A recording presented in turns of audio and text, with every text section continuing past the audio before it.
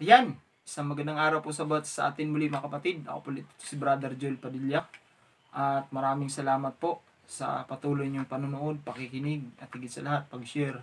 At kung nagustuhan niyo po yung mga videos ko, huwag niyo pong kalimutang mag-like din po. At kung maaari sana, kung baguhan ka pa, ay pakapindot na din po yung subscribe para maging subscriber po kita. At the same time, pindutin mo na rin yung notification bell para po kung gusto mo pa ng mga susunod pang videos na aking gagawin ay uh, makakatanggap ka po. So yun po mga kapatid at mga vlogger. At kung meron po kayong mga komento, lagay nyo na lang po sa baba kung ang inyong comment para mapabuti, mapaganda, may pasaayos, mapabilis, ay tumatanggap po ako ng mga komento para giging maayos po ang pagpapahatid ko po ng salita ng Diyos.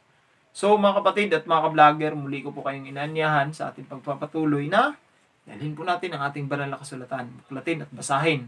Nang sa ganon, yung apong pang sinasabi, ito lang po magpapatunay na pawang katotohanan lamang. So sa ating pagpapatuloy po mga kapatid at mga ka-vlogger, anyayahan po natin ang patnubay ng banal na Espiritu sa ating pag-aaral. Tayo po yumuko at manalangin. Panginoon, kami po inyong samahan sa aming pag-aaral ng inyong mga salita. Bigyan niyo po kami ng katalinuhan sa pamamagitan ng banal na Espiritu. Kung sa sarili ko, wala po akong kakayanan dito. Kaya ako po'y nagmamakaawa sa inyo sa mga oras na ito na pangunahan kami. Nawa magiging maayos ang aming pakikinig at panunood at sa pagbabahagi ko rin. Umasa po ako na ang makapakinig nito at mas lalong magiging malapit po sa inyo, mas lalong magtiwala po. Kaya Ama, salamat ng marami at patawarin kami sa kasalanan na nagawa. Ito po ang aming hiling sa pangalan ni Jesus na siya aming pong tagapagligtas. Amen. Ayan mga kapatid at mga ka-vlogger, welcome ulit sa atin pong pag-aaral at ako po'y nag-aanyaya sa inyo na kung saan tapusin niyo po yung ating pag-aaral para mas lubos po nating maunawaan.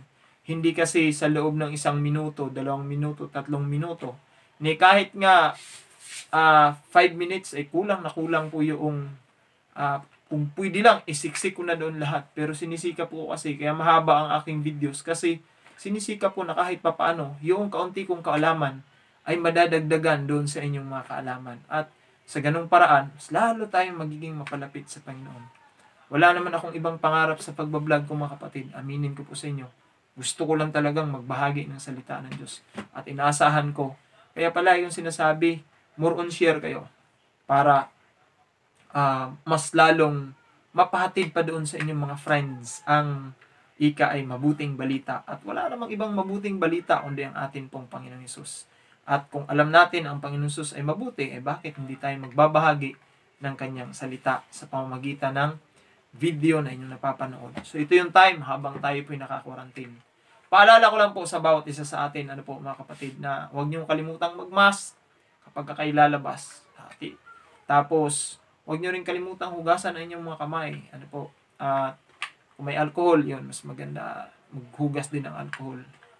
Yun po yung mga simpleng paalala pero malaking tulong ito sa bawat isa sa atin. Okay po, tayo po yung mag-aaral ng mga kapatid at mga ka-vlogger. At sa atin pong pag-aaralan, nakita nyo naman sa ating screen, ay ang salita ng Diyos. Alam nyo po, ang Biblia ulit ang ating pag-aaralan. Doon sa mga vlog ko na nauna pa, yung ang liham sa iyo ng Diyos ay kadugtong po ito, question and answer portion pa rin. Ginawa ko lang yung kung napanood niyo po yung The 10 Virgins dahil meron pong taong nag-request sa akin na pwede bang gawan mo ito ng topic. So, thank you po ng marami sa inyong request. Kaya kung meron po kayong request, di sulat nyo lang po doon sa baba kung ano pang gusto nating pag-uusapan. Ano ba yung mga impyerno? Ano ba yung demonyo? Saan ba galing si Lucifer? Ayan. So, pwede po nating sagutin yan. Hindi sa nagmamayabang ako. Kasi, alam kong hindi sa dahil mayabang, kundi kampante ako at talagang sigurado ako dahil merong Biblia na magpapatotoo na kapag ang inyong mga katanungan patungkol sa inyong buhay, may sagot palagi ang Biblia diyan. Hindi ko masabing lahat, pero ibig sabihin, kung gusto mong lumago ang iyong pang-spiritual na pamumuhay, wala nang iba pang daan kundi ang Biblia. Paano ka mamuhay sa langit? Sabi ko nga, BIBLE, Basic Instruction Before Leaving Earth. Okay po, bago tayo magpapatuloy mga kapatid, samahan niyo ako na kung saan buklatin din ninyo ang inyong mga Biblia. At ang ating pag-aaralan ay ang salita ng Diyos. Sabi ko nga, question and answer portion nito. Itong ating pag-aaralan ngayon ay patunay ito kung paano ba na buo itong Biblia. Kasi may mga katanungan minsan, maaaring ikaw din nagtatanong kung hindi mo pa alam, paano ba nagkaroon ng Biblia? Paano nga ba nagkaroon ng Biblia? Nagkaroon ba doon ng imprintahan sa langit, tapos binaba dito sa lupa? Saan ba galing ang Biblia? Okay po. Tapos, sino ba ang may gawa nito?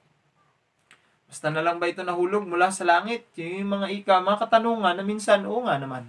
Kung walang sasagot yan sa inyo ng malinaw, o kaya mga pilosopo lang, ay sasabihin sa iyo magtanong-tanong ka doon sa mga nagpiprinta. Matagal na nagpiprinta mga yan, baka yan may mga background diyan. Pero pag-aaralan po natin at yun po ibabahagi ko po sa inyo. Sabi dito sa unang tanong, ano ba ang Biblia? Okay po, ano nga ba ang Biblia? Ang sabi dito, ang salitang Biblia ay hango sa Griego na ibig sabihin ay mga aklat.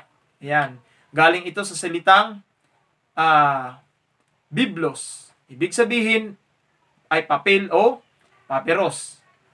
Inaangkat ang papel mula sa sinaunang siyudad ng Biblos sa pantala ng Phoenicia. At matatagpuin ito ngayon sa bansang Lebanon. So doon nagsimula yung mga papel na yon kung paano ito binuo. Pagkatapos, ang Biblia po ay meron pong 66 books. Na puno ito ng sulat at mga mensahe. Yan. Kaya sabi ko sa inyo, kung kayo magbasa ng Biblia, gusto nyo ng katalinuhan, bibigyan ka nito. Kasi ang Biblia, naniniwala ako pag nagbasa ka ng Biblia, doble ang iyong talino. Bakit? Ang tao kasing marunong pumili sa mabuti at masama, lalo na kung piliin mo yung mabuti, matalino ka. Pero pag piliin mo yung masama, mangmang ka. Bakit? Alam mo ngang masama, ba't mo gagawin, di ba? So, gusto mo ng love story, gusto mo ng mga gera, digmaan, makikita mo dito. Lalo na pag ang pinag-usapan, gusto mo nang magkaroon ng buhay na walang hanggan. I am proud to say na read the Bible dahil ito lang ang magiging daan mo kung paano mo makamtan ang buhay na walang hanggan, bagaman alam natin na ito'y galing sa ating Panginoon Hesus at ipagkakaloob niya ito doon sa mga taong nagnanais na pagkalooban ito sa pamagitan ng pagtanggap sa ating Panginoon Hesus. Okay po. So sabi dito, 66 ang Biblia at ang lumang tipan ay tinatawag itong matandang tipan din naman ay meron pong 39 books. Ayan. Pakita ko po sa inyo mga kapatid para at least tayo po may background. Ayan. Ito po yung Genesis to Malakias. Ayan. Ito po yung 39 books sa lumang tipan or matandang tipan. Tapos 27 naman po ang bagong tipan. Mula Mateo hanggang Apokalipsis. Kaya kung gusto nyong pagbuklatan ng Biblia, mahalagang memorizean nyo muna yung mga books. Like for example, Genesis, Exodus, Leviticus, Numbers, Deuteronomy, Joshua, Judges, Ruth, 1 Samuel, 2 Samuel, 1 Kings. Basta tuloy-tuloy. Hindi pagmamayabang, sinikap talagang ma-memorize to. Gan din sa Mateo, Mark, Luke, John, Acts, Romans, hanggang Apocalypse or Revelation. Para pag nagbuklatan ng Biblia, hindi dahil para maging mabilis ka, at least alam mo kung saan ka pupunta. Ano po? So, yun po yung Bible. So, 39 plus 27 equals 66 kalibre ng mga Kristiyano na nanampalataya sa ating Panginoon. So, sabi ko nga, binuo itong Biblia hindi upang paglalaban-labanin. Binuo ito para mas lalo kang mapalapit sa Panginoon at siya namang ibabahagi mo sa iba. Okay po? Kasi ang mga gumawa nito, hindi nila ito ginawa upang pag-aaway-awayin ang mga tao o kaya paglalaban-labanin ang mga salita dito. Kundi binuo ito para nga magkaisa tayo. Kasi kapag sinunod mo ito, magkakaroon tayo ng pagkakaisa. Kasi nagtuturo ito sa buhay ng ating Panginoong Hesus at nagtuturo din ito kung paano mo isapamuhay ang buhay ng ating Panginoong Hesus. Okay po. Sabi po dito, may tinatawag dito na aklat at aklat na kung saan nahahati ito sa kapitulo at talata. Okay po. Ano ba yung kapitulo? Bigyan ko kayo. Halimbawa, mga kronika.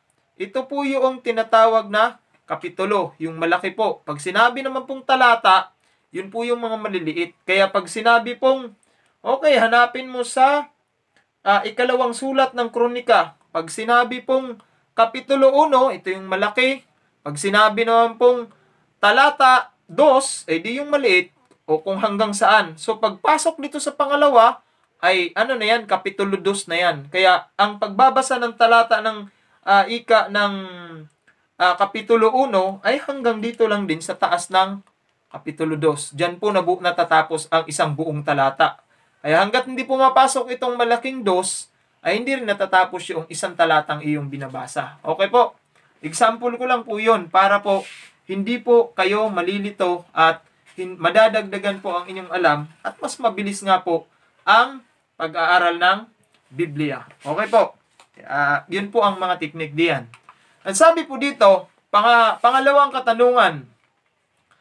Ano ang sabi ni Pablo tungkol sa Biblia? Yan, mababasa naman po natin. Ayon po sa 2 Timothy chapter 3, verse 16. Basahin po natin mga kapatid. Ang lahat ng mga kasulatan na kinasihan ng Diyos ay mapakinabangan din naman. Saan? Una, sa pagtuturo, tuturuan ka nito. Pangalawa, sa pagsansala, sansalain ka nito. Pangatlo, sa pagsaway, sasawayin ka nito. Pang-apat, sa ikakatututo na nasa katuwiran. Kaya, habang natututo ka, natutuwid din ang iyong buhay. So, habang nagsishare ka sa iba, siyempre, mauuna sa iyong mag-reflect yung iyong mga sinasabi. Dito papasok yung tinatawag na walk with your talk. Okay. Yan, tuloy po natin mga kapatid. Sabi, pangatlong tanong, sino-sino ang sumulat ng mga aklat ng Biblia? Okay, totoo bang tao ang sumulat ng Biblia? Totoo yon. Kasi tumawag ang Diyos ng mga piling tao upang bigyan ng mensahe. Ibig sabihin, namili ang Diyos ng tao. Sabi ng iba, bakit hindi na lang sumulat ang Diyos? Ang sabi ng Diyos, gusto kasi ng Diyos na para mas paniwalaan mo ay yung gagamitin niya yung kapwa-tao. Mahirap maniwala sa hindi mo nakikita. Mahirap magsabi, paano ba nabuo yung Biblia? Ay basta, lumutang na lang yan, hinatid sa akin. Yun, basahin mo na. Pero, pag meron kang basihan, ito palang dahilan kaya nabuo ang Biblia. Ibig sabihin, umili talaga ang Diyos, balik tayo sa topic, ng mga tao na nararapat sumulat ng kanyang sasabihin. Okay. At kanilang isinulat ito, at ito ay naging mga aklat ng Biblia. Kaya sinabing mga aklat kasi nga ang Biblia ay binubuo ng 66 na mga aklat. Okay po. Sunod, ang mga manunulat nito ay mga tinatawag na propeta. Ibig sabihin, pag tinawag na propeta, sila yung kinasihan ng banal na espiritu. Okay po. So, ayan, tapos na po yan. Kagaya po ni Moses. Ayan, siya po yung nakapagsulat ng 6 na aklat. So, ang pinakauna niya ayon sa pag-aaral, ang una niyang nasulat is aklat po ni Job. Tapos pangalawa, ito na yung papasok yung tinatawag na 5 aklat ni Moses. Genesis, Exodus, Leviticus, Numbers, Deuteronomy. Yung 5 po ay sa kay Moses din po yun. Pero ang una pong nasumpungan na aklat, na sulat po ni Moses ay yung aklat po ng Job. Okay po. Sabi dito, kinausap sila ng Diyos at binigyan ng mga mensahe sa iba't ibang pamamaraan. So, ang pakikipag-usap ng Diyos sa kanila ay para maihatid sa kanila ang mensahe. At the same time, bagaman iba't ibang pamamaraan, pero iisa pa rin ang nagsabi, ang Diyos. Kaya ang Biblia ay hindi po naglalaban-laban. Okay po.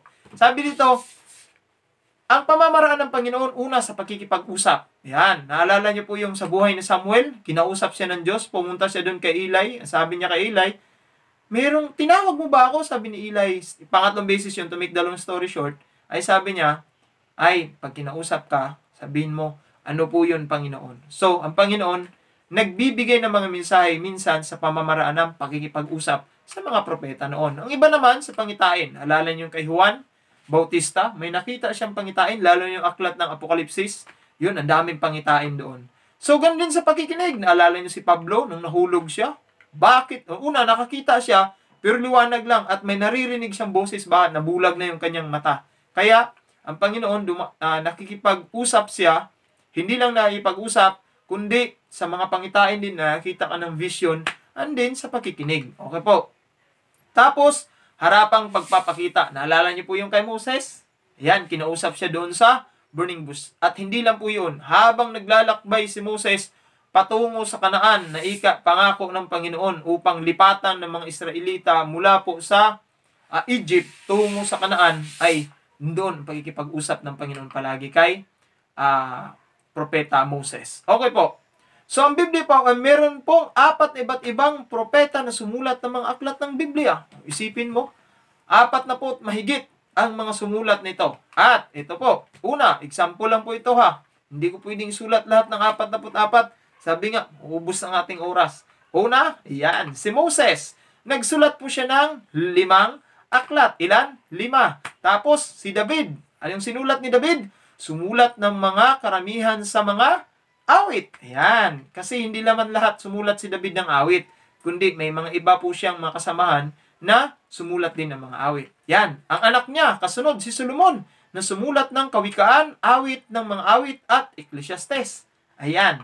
Kasunod, si Pablo. Siya po yung mayroong 13 aklat doon po sa Bagong Tipan. Ang palatandaan po ng Bagong Tipan ay ito po yon. Ang Bagong Tipan ay mula Mateo hanggang Apokalipsis. At yun po yung 27 na aklat. Okay po, tuloy po natin. Sabi dito, si Lucas, meron po siyang nasulat na 2 aklat sa Bagong Tipan naman din po. Yun po yung Lucas na aklat niya mismo at yung mga gawa ng mga apostol. At si Juan na sumulat ng 1 John, 2 John, at 3 John, at syempre yung panghuli, ang Apokalipsis na tumutukoy ito sa pangyayari sa huling kapanahunan, lalo tigit tayo mga nabubuhay sa huling panahon. Okay po. So ang Biblia may hiwaga, ano? Kita nyo, unti-unting nabubuo ang Biblia. Sabi dito, sila may iba't ibang kalagayan sa buhay, yung mga sumulat. Gaya nila, una, si Moses, namumuno sa paglaya ng 2 milyong Hebreo mula sa Ehipto tungo sa Kanaan. Kasunod po, si Josue, isang mahusay na hiniral ng hukbo. Kasunod, ito pa, si David, tagapag-alaga ng tupa na naging hari. Yun, sila yung mga sumulat. Kasunod, sabi dito, si Solomon, ang napakatalinong hari sa Israel. Nakasulat siya ng ganun. Tapos si Daniel, sabi dito, punong ministro ng Babylonia at, excuse po, Medo-Persia. Kasunod, ito naman, si Amos, yan, isang tagapag-alaga ng hayop. So nakita nyo, ang Panginoon, kumukuha siya ng mga tao, hindi sang-ayon sa kanilang pinag-aralan, kundi sang-ayon sa kanilang puso at isipan na nakita ng Diyos na ito'y willing magpasakop sa akin. Ito pa po yun. Sila may iba't ibang kalagayan sa buhay, kagaya nila Mateo, isang doktor o manggagamot. Si Lucas, ang maniningil ng buwis. Ayan, nakabaliktad yan. Si Lucas po yung doktor, si Mateo na po yung maniningil ng buwis. Pasensya na po mga kapatid. Tapos si Pedro, isang mangingisda. Then si Pablo, isang abogado. So, diyan natin makikita mga kapatid na kung saan ang buhay na pinili ng Panginoon upang isulat ang kanyang mga salita sa pamamagitan ng kanyang propeta ay hindi nakabase kung anong kakayanan mo. Hindi nakabase kung anong kalagayan mo. Whether mahirap ka man or mayaman ka man, basta tinawagan ka ng Panginoong Hesus at kung makita sa iyong puso at isipan na willing kang sumunod, pipiliin ka ng Diyos. Pero, hindi na siya mamimili ngayon para magsulat pa ng Biblia dahil sapat na yung 4 na po mahigit na mga tao na sumulat ng Biblia, sapat na yun para maalaman mo kung paano mamuhay at kung paano magkaroon ng kaligtasan. Okay po. Sabi dito, ano ang sabi ng Biblia tungkol sa mga sumulat ng mga aklat ng Biblia? Ayon po sa 2 Peter chapter 1 verse 20 to 21. Ito po ang sabi ng Biblia tungkol sa mga sumulat. Sabi dito sa 2 Peter chapter 1 verse 20 and 21, na maalaman mo na ito, na alinmang hula ng kasulatan ay hindi nagbuhat sa sariling pagpapaliwanag. So nakita nyo, ang paggawa pala ng Biblia, hindi sa kanilang sariling kaisipan. Na para bagang ako, alam sa totoo lang, di pagmamayabang, kaya kong gumawa rin ng kwento. Hindi ko nga lang siguro hilig kasi tamad din naman ako magsulat at tamad din ako mag-research. Pero kaya kong gumawa ng kwento na simula, gitna at dulo. Okay po. Malamang kayo din, kaya niya rin yon. Kaya magkaiba yon sa Biblia. Bakit? Ang Biblia, hindi sila nag-isip sa sariling kaisipan. Sapagkat hindi kalooban ng tao. Kita nyo? Dumating ang hula kailanman, kundi ang mga tao ay nagsalita buhat sa Diyos na naudyukan ng Espiritu Santo. Sa paanong paraan? Habang, sabi nga kanina, sa pangitain, may bigla sila nakitang pangitain. After matapos ang pangitain, isinusulat nila. Ang iba naman, natutulog, binibigyan sila ng panaginip kagaya ni Daniel. Pagising, isinulat naman. Ang iba naman, inudyukan sila ng banal na espiritu na kinakausap sila. Yun ang pamamaraan para mabuo ang Biblia at magpapatotoo ang mga taong ito at itong ating mga napag-aralan na kung saan ito pala ang pamamaraan ng Diyos upang mahatid ang pabalita sa bawat isa sa atin. Amen? Napakagandang balita, mga kapatid. So sabi pa sa katanungan, gaano katanda na ang Biblia? Okay, ang tanda ng Biblia, ang huling aklat ng Biblia ay natapos noong 90 AD. Ano bang AD? After death ni Jesus Christ. Ibig sabihin, ang buong Biblia, kung iyong ima-minus, doon sa 90 minus 2020 tayo ngayon is equals to 1,930 kung hindi po ako nagkakamali. Ang tanda na ng Biblia. Ayan. At sabi dito, ang Biblia ang pinakamatandang aklat na ginagamit hanggang sa kasalukuyan. Ibig sabihin, wala nang mas tatanda pa rito sa Biblia. Maging yung mga ginagamit ng ibang mga sekta at relihiyon, mas nauna pa rin ang Biblia. At ang Biblia, sabi nga, may nagtry nila itong magsunog, pero hindi nila natapos yun. Bakit? Salita ng Diyos, ayon dun sa manauna kong vlog, mananatili magpakailanman. At hindi ito mawawala. Okay po. So tuloy po natin. Sabi po dito, katanungan. Sa anong wika ito na isulat? Tignan natin. Saan kaya nagsimula ito? Ano bang naunang wika? Hindi natin masabi na ito yung naunang wika. Pero naisulat ito sa wika na ang matandang tipan ay naisulat sa wika Hebreo. Bagaman may ilang talata sa Daniel na naisulat sa wikang Aramaic, ang mga aklat ng bagong tipan naman ay naisulat sa wikang Griego. Bakit may Aramaic na naihalo? Kasi, naalala nyo si Daniel, napunta po siya sa Babylonia. Ayan, so doon sila nakangker ulit. So, nakasulat at napunta din sila sa iba't ibang klaseng salit-sali na lugar dahil nga itong mga matitigas na ulo na Israelita, pinarusahan sila ng Diyos. Kaya, napunta sila sa iba't ibang lugar. Kaya may nahalo pong Aramaic. Okay po. Kasunod, ayon sa Genesis chapter 1 verse 1, sa wikang Hebreo, ayan, nakikita nyo naman siguro, yung sa pinakautang sa taas yan, yung pula, ay makikita mo dyan, hindi mo maintindihang sulat. Kung iyo namang ita-translate doon sa mga litrang kagaya natin, ano sabi? Bereshit, bara, Elohim, eth, Shamayim, set, eretz. Ang ibig lang naman pala sabihin nun, ang pasimula, ay nilalang ng Diyos, ang langit at ang lupa. So, mahirap unawain, pero nagsimula ito sa salitang Hebreo at may halong Aramaic at salitang Griego. Okay po, may natutunan. Thank you naman po at may natutunan. So sa pagpapatuloy, kung nagugustuhan mo itong ating vlog, edi like naman po kayo pag may time. Okay po. Tanong, sabi dito, sa anong wika ito na isulat? Ayan. Kung inyong titingnan, kanina, pinakita ko po na yun po ay sulat ng, sabi nga po dito ay, sulat kanina yun ng Hebreo. Ito naman po yung sa Griego. Pag-aralan natin ha. Sabi dito, ayun na nga, atin pong titingnan ang atin pong pag-aaral. Ang sabi po dito, tuloy po natin. Kasi medyo lumagpas po ang ating napag-aralan. Ayan. Ito. Sabi dito, sa anong wika ito na isulat? Kanina napag-aralan natin yan. Itong kasunod. Naisulat naman ito sa wikang Griego. Ayan. Kung yung babasahin niya, nakita niyo po yung blue. Hindi mauunawaan ano po. Pero, yun po ay, ayan, mahirap basahin na. Pero ang ibig lang naman sabihin niyan ay, John 3:16, sapagkat ginalamang ang pagsinta ng Diyos sa sanlibutan, na ibinigay niya ang kanyang bugtong na anak, upang ang sinumang sa kanya'y sumampalataya ay huwag mapahama, kundi magkaroon ng buhay na walang hanggan. Yun lang tinutukoy doon. Ngayon, sabi dito, paano nagkaroon ng Biblia sa ating wika? Ito po ang dahilan. Isinulat ni Moses ang unang 5 aklat ng matandang tipan noong 1500 BC, before Christ pa ito. Natapos ang uling aklat ng matandang tipan noong 500 BC. Naisalin ang Bibliang Hebreo sa Griego o tinatawag na Septuagint noong 200 BC. Nakumpleto ang 27 aklat ng bagong tipan noong 100 AD. Naisalin ni Jerome ang Biblia sa Latin o tinatawag itong Latin Vulgate noong 382 AD.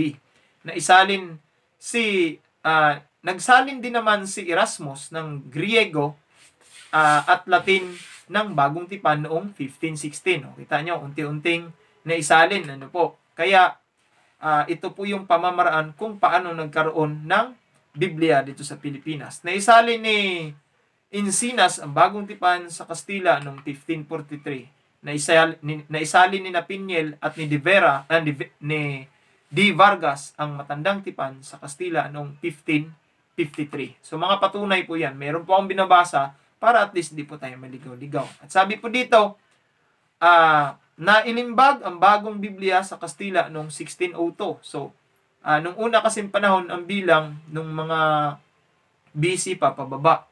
Pero nung pumasok na yung AD, saka nagsimula yung pataas until sa time natin ngayon. So, isinalin ni Lalave ang Lucas sa Pangasinense noong 1887. Masipag siguro tong taong ito. So, nagsimulang maisalin ang Biblia sa ibang wika sa Pilipinas noong 1898. Ayan. So, nakita niyo po, may pagkakaiba ba ang Biblia ng Katoliko at Biblia ng Protestante? May pagkakaiba. Kasi sa Catholic, meron pong mga naidadagdag po doon. Lagpas po sa 66. Actually, sa mga Protestant, gumagamit lang talaga. Pag sinabing Protestant, ito po yung lumabas sa katuruan ng Catholic at sumunod doon sa katuruan mismo ng Biblia. Pero hindi po lahat ay nasunod po talaga nila. Okay po. So, sa Biblia po ng Catholic, dyan kasi sa ating screen, medyo maliit. Kaya babasahin ko po dito sa pinagbabasihan ko. Nga pala, huwag niyo pong kalimutan kung gusto niyo ng kopya nito ay mag-order po kayo sa Philippine Frontier Mission. Nasa Tartaria silang, Cavite po sila. Doon po ang kanilang basement. At doon po ako doon po kami kumukuha ng mga aklat nang sa ganun makapag-share po kami sa inyo ng maayos. Kaya thank you po dito kay Dr. Abner Dizon po na nagtuturo po sa IAS. Okay po. Sabi dito, ang Biblia po ng Catholic ay meron pong mga dadagdag. Una, yung Tobias, yung Judith, unang Makabiyo, pangalawang Makabiyo. Sama na rin yung Sirach diyan, yung Barok, unang Idras, pangalawang Idras, Susana, si Daniel 13, at ang Bel at ang Dragon at Daniel 14, Panalangin ni Manase, Esther 10, 4-10, Awit ng 3 binata at Daniel 3:24. Tapos may tinatawag silang Karunungan at Sirach. So, yun pong mga aklat na yun na hindi po siya kaparte sa Biblia. Nung unang panahon kasi, merong nung ang mga Hudyo ay naikalat sa buong mundo dahil nga sila ay nakangker ng iba't ibang klaseng bansa, ay nalipin sila, ay kasi yun ang parusa sa kanila ng Diyos. Kaya mahirap pag hindi ka sumunod sa Panginoon, meron talagang parusa. Bago pa nangyari yung parusa, winarningan na sila na pag hindi kayo susunod, ito mangyari sa inyo. Pero dahil sa katigasan nga ng kanilang ulo, yun, nagkakawatak-watak sila. So, nung nagkakawatak-watak sila, merong mga iilang Hudyo na sumulat na tinatawag itong mga sinulat nila ay Apokripa o Deuterocanonico. At nanggaling ito sa mga Hudyo nung unang panahon na yun ang isinulat nila at sinabi ng kinasihan doon sila ng banal na Espiritu at pinamudmud po doon sa mga tao. Pero ayon sa pag-aral, pinag-aralan po ng mga matatalinong tao na kung saan sinaliksik nila ay hindi po pumasa, bagaman yun ay may mga magagandang kwento doon sa mga naisulat nila. At may mga mabubuti din namang aral, pero napag-aralan doon, una, hindi pumasa dahil hindi talaga guided by the Holy Spirit. Pangalawa, ay hindi rin pumasa dahil napag-alaman na yung ibang mga sulat doon ay kumukontra sa ibang sulat dito sa Biblia. Kasi ang Biblia, hindi talaga nagkukontradict ang bawat aklat nito. Okay po. So, saan galing ang mga aklat ng Apokripa o Deuterocanonico at bakit hindi ito tinanggap ng mga Protestante? Kasi yun na nga po yung sinabi ko kanina. Mula noong mabihag ang Israel sa iba't ibang bansa, walang bagong kinasihan na lumitaw. May mga ilang Hudyo nga na sumulat ng nagpamudmud dito sa kapwa Hudyo, pero hindi ito pinaniniwalaan na ito ay kinasihan mula sa Diyos. Okay po. Sabi pa dito, saan galing ang mga aklat ng Apokripa o Deuterocanonico at bakit hindi ito tinanggap ng mga Protestante? Ito ang dahilan. Nang dumating ang mga Protestante po, mga kapatid, sinuri nila ang mga dagdag na aklat na ito at kanilang ipinasya na wala ito sa antas ng mga kinasihang aklat ng Biblia dahil sa sumusunod na mga dahilan. Sarado ng pagpili ng kinasihang aklat ng Biblia ng mga Hudyo nang ito ay isulat. Tapos, bagaman ginagamit ni Jesus ang Bibliang Hebreo, ni minsan ay hindi siya sumipi ng mga aklat mula saan? Sa Apokripa. May mga turo ang mga aklat ng Apokalipsis na taliwas sa turo ng mga aklat na pinaliliwanag o kinasihan ng Diyos. O pinaniwala ang kinasihan ng Diyos. So, yun po ang dahilan. Kaya hindi po siya tinanggap. Okay, kasunod. Bakit may iba't ibang saling o bersyon ng Biblia? Sabi po dito sa ating pag-aaral, bakit nga ba isinalin ito hanggang sa atin? Para mas madaling maunawaan, lalo na sa bawat henerasyon. Pero ito pa rin ay salita ng Diyos dahil ang nilalaman nito ay kinasihan pa rin ito ng Diyos na isinulat ng mga propeta. So, para mas maunawaan natin agad. Mahirap naman, inabasa niyo naman yung kanina, yung sa pinakauna, yung Hebreo at Griego. Kahirap unawain. Kaya, talagang ang Diyos ay nagbigay din sa mga tao para ma-translate nila ito sa wikang ating kinalalagyan. Sa ganun, makarating din dito sa Pilipinas at hindi tayo mahihirapan. Kaya napakaswerte natin mga nabuhay sa huling panahon dahil ang Biblia ay malayang malaya tayong mag-aral nito. Dahil mas maunawaan natin dahil sa sarili nga po nating language. Okay po.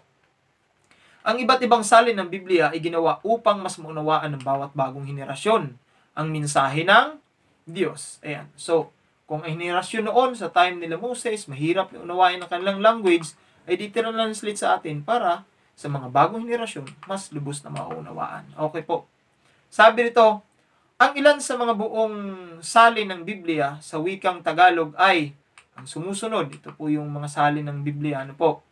Ang Biblia, ang bagong Biblia, ang magandang balita Biblia, tapos Biblia ng Sambahayang Pilipino. Yun po yung mga salin po. Tinatawag itong King James Version. Ano po? Tapos mayroon pong tinatawag niya New King James Version.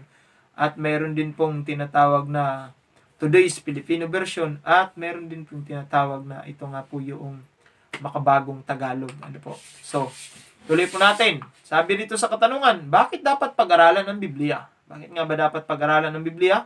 Kasi sabi sa John chapter 5 verse 39, saliksikin ninyo ang mga kasulatan. Anong payo sa atin ni Apostol Juan?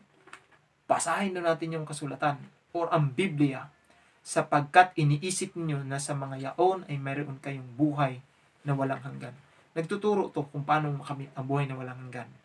Kaya sabi pa niya, at ang mga ito'y siyang nangagpatutoo tungkol sa akin. Ang sulat kasi ito ni Apostol Juan, hindi ang tinutukoy niya ay siya, kundi itong isinulat ni Juan yung mga sinabi ni Jesus Christ noong kasama nila.